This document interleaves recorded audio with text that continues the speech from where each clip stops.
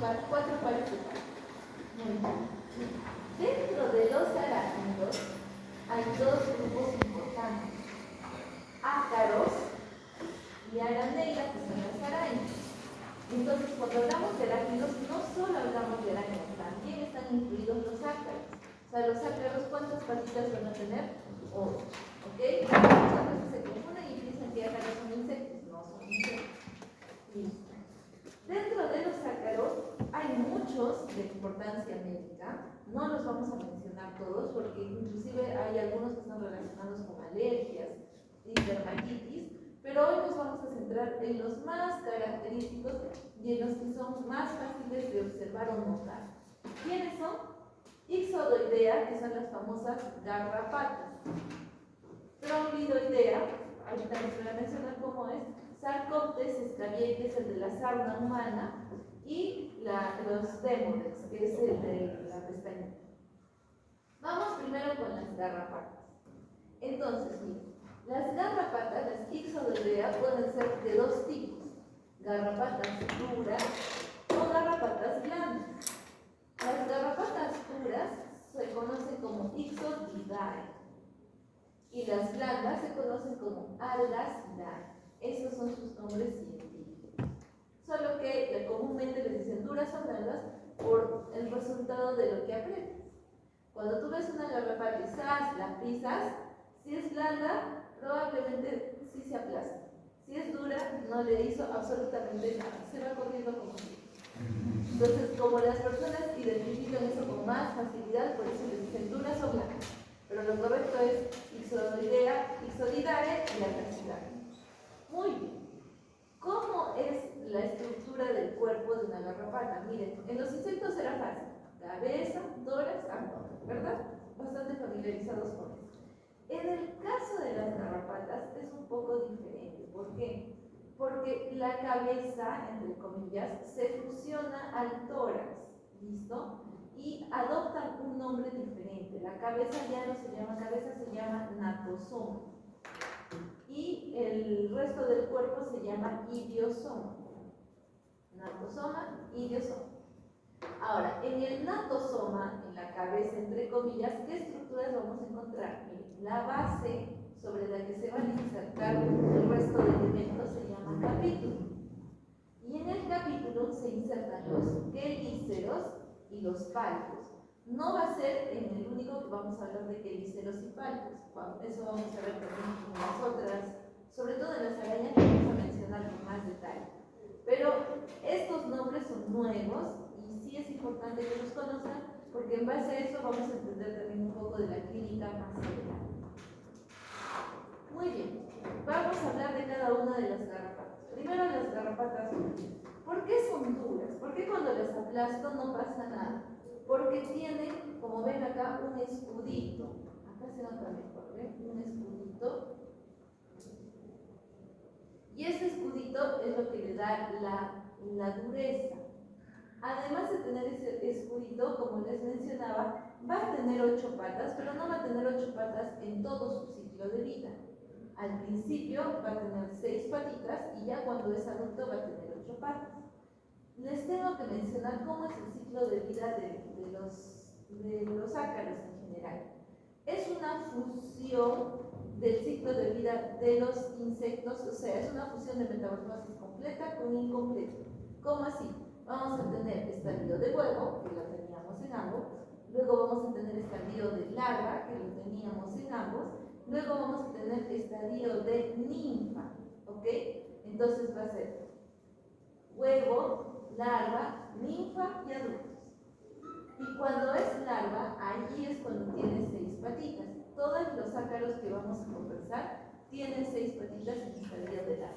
Después ya cuando pasan estadio de ninfa y adultos, pasan a tener las 8 patitas que le corresponden. Por eso nuestras larvas son hexápodas, tienen 6 patitas. Muy bien, y como les mencionaba, aquí está el escudito del macho, pues es más completo el escudito, de la hembra es más cortito, es una forma de diferenciar hembra del macho, pero no va a ser relevante para lo que esté hoy. Vamos con las blandas, las Algasidae. Las garrapatas blandas no tienen ese escudito, ¿sí? Y lo otro que me va a ayudar a diferenciar estudiar es la ubicación del natosoma, la cabecita. Miren, en el caso de las Ixodidae, las garrapatas duras, el natosoma sobresale, se nota. Pero en el caso de las Sargassidae, miren, ¿dónde está el natosoma? Parece que no tuvieran natosoma, ¿verdad?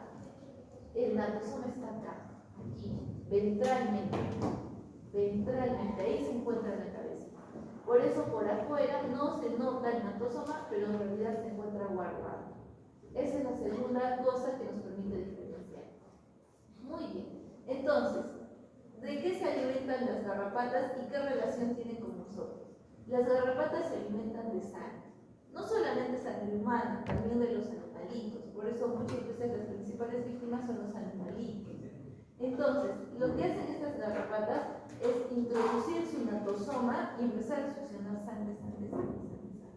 ¿Sí? Y al hacer esto, obviamente producen eczema, molestia, dolor, pero también pueden ser vectores de enfermedades. La más importante, la enfermedad de Lyme, que es causada por una bacteria, que es la Borrelia burgdorferi.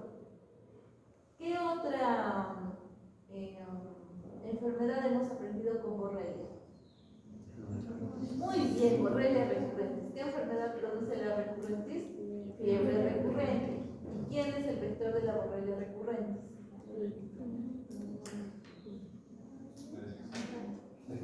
El piojo, el vestimentis, ¿recuerdan?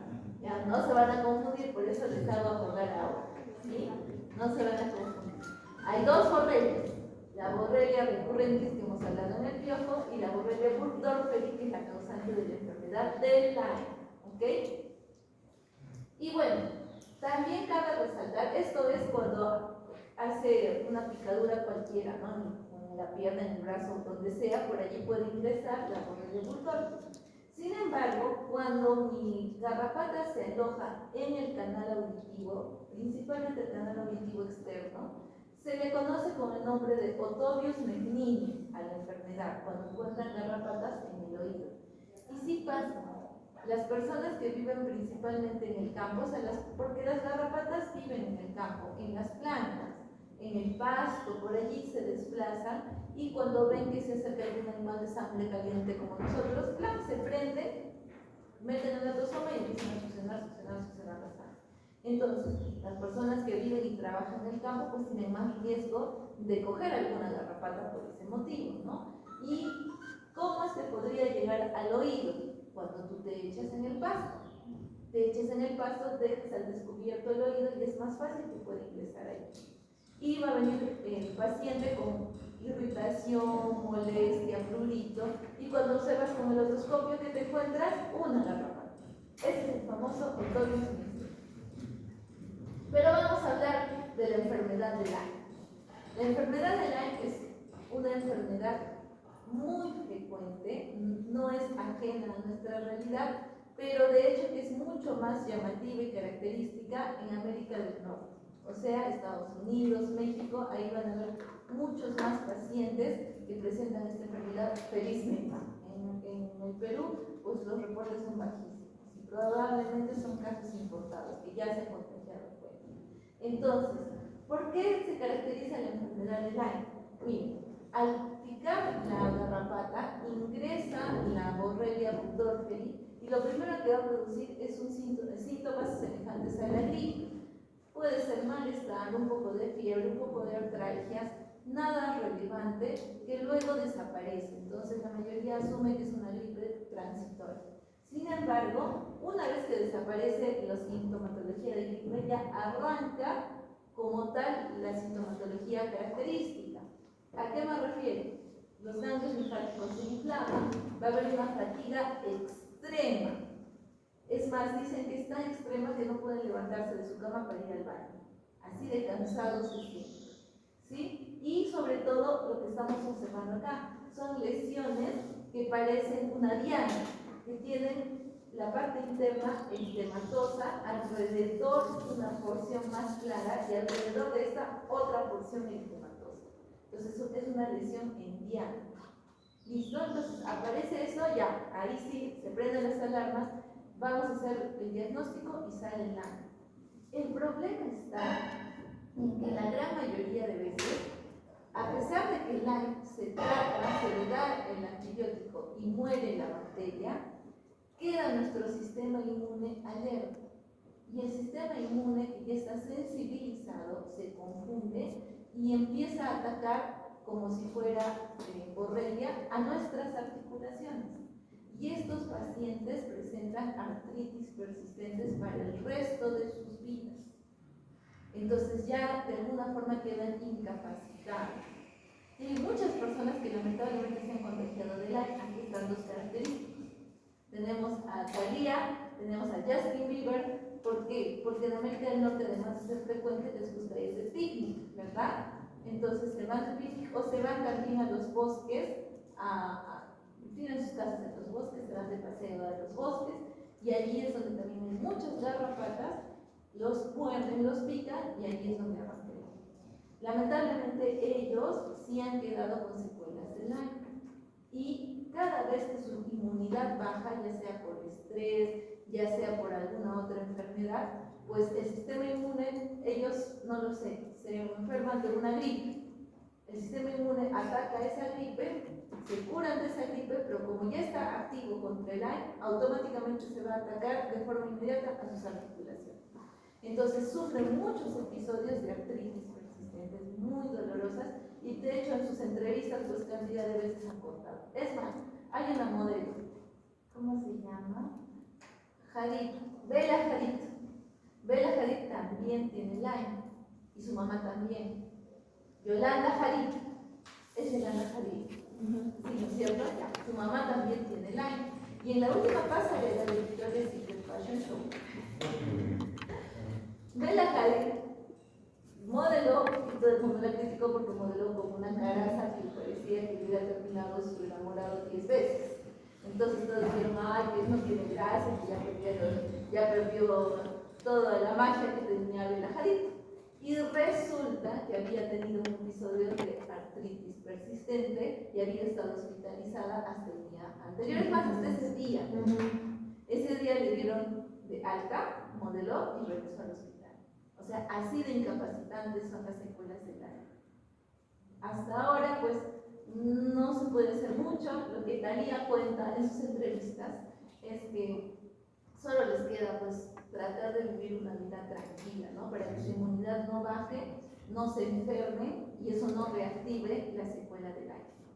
Entonces, por eso esta enfermedad, tal vez no lo hemos escuchado, gracias a Dios, mucho en el Perú, no hay muchos casos, pero en el extranjero sí es bastante llamativa. Muy bien, ¿y cuál es el tratamiento? ¿Qué pasa si viene una paciente o un paciente con una garrapata? Y usted dice, ¡quítamela! ¿Cómo le quitas? Jamás del cuerpo, ¿ya? Jamás del idiosoma. ¿De dónde van a retirar y jalar? Del natosoma. Entonces, por eso hay que usar unas pinzas delgaditas, puntiagudas, para que puedan ingresar un poquito por donde ha entrado la cabecita del natosoma, y de allí jalan de un solo golpe. No así, no, porque si no la decapita y el natosoma se queda dentro y le va a doler el cuerpo. Entonces, unas pinzas puntiagudas y con eso retiran la garrapata. Listo, vamos con el segundo ángel. La trombícula. La trombícula es bastante más simple. Quien causa la enfermedad propiamente es la larva hexápoda. Los adultos son indiferentes, no tienen mayor preferencia por la piel o por las personas, pero las larvas sí. Las larvas viven en las plantitas. Tú estás con tu short caminando y te rozas con el pasto, te rozas con alguna de las hierbitas, y ahí está la trombícula. La trombícula automáticamente se agarra del vello y se introduce, en este caso, a las glándulas sudoríparas. ¿Sí? Su preferencia es por las glándulas sudoríparas, que están justo en la base del vellito. Entonces, allí, ¿cómo se va a observar? Se va a notar un punto rojo, muy pruriginoso, porque normalmente los ácaros pequeños producen bastante prurito. ¿Y por qué un punto rojo? Porque la trombícula es roja. Miren, es redondeada, tiene pelitos largos, 6 patitas, porque el problema, como les digo, es de la hexápoda, y es roja. Esa es la característica. Y así se ven, ¿ven? Puntos rojos, porque la trombícula es roja, además del eritema que produce. Y ese eritema es en la base de los vellitos, porque ahí está la glándula sudorípara, que es donde se ubica.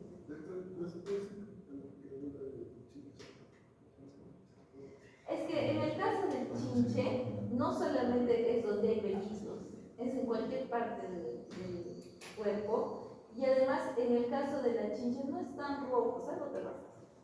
Es un eritema más difuso. Acá sí es muy rojo, o sea, se ve un punto rojo, rojo, rojo y alrededor ya hay eritema, pero el centro se ve muy rojo.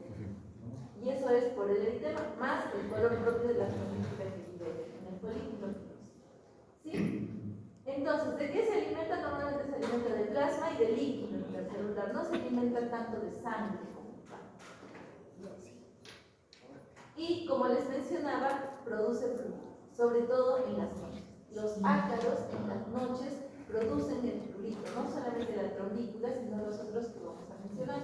¿Y por qué en las noches? Porque en las noches se desplaza. En el día la luz les afecta.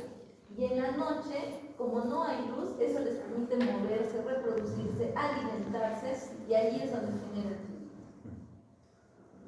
Tercero, Sarcoptes scabiei, que es el causante de la sarna humana. Humana, o sea que los animalitos no les pueden transmitir. Los animalitos sí tienen su propia sarna causados por sus ácaros, pero el